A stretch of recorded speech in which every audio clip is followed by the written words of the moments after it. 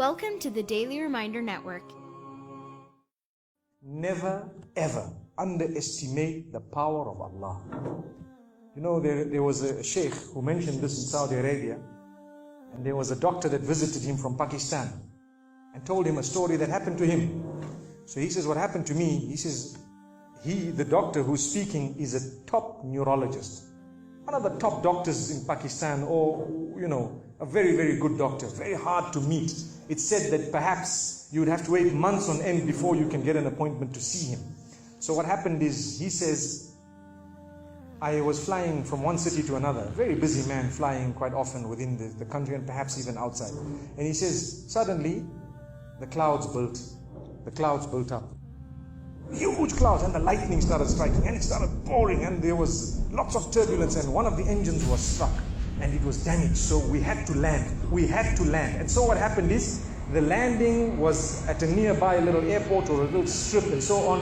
And when they landed there, it was a remote area. How are you going to repair this aircraft? A few people who were on it, it was a small plane, they were, quite surprised because they landed it in such a remote place. No one's there to repair it. They would have to wait, definitely. So the doctor asks the captain or the pilot that, you know what, how long are you going to be? He says, no, we're going to be quite long. Well, I need to get to that area. Look, he says, it's just a 3-hour drive by vehicle. So why don't you just go by road?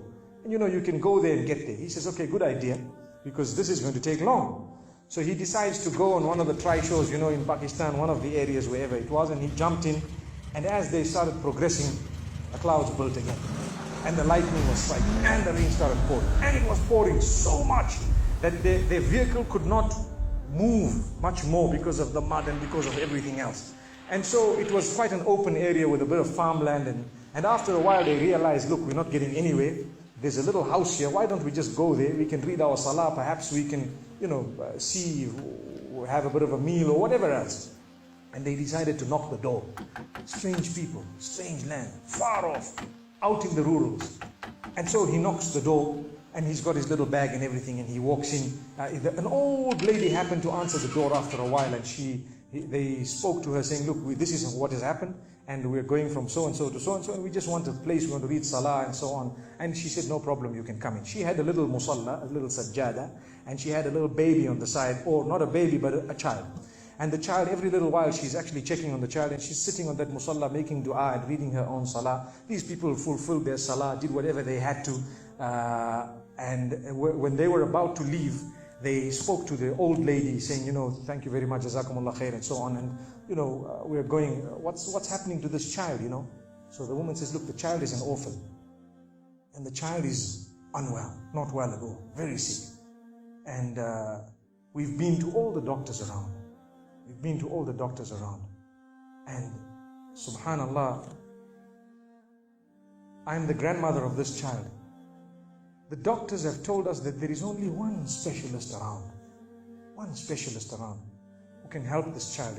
And we tried to make an appointment, but they asked us to come 6 months later. And it's far away. I've been making dua to Allah ever since that day. Ya Allah, make it easy for us. Child is sick. Make it easy for us, Ya Allah. So the man says, what's the name of that specialist?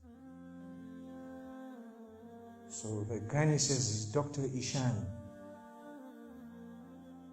Immediately this doctor burst into tears. Straight away, he burst into tears. Why are you crying?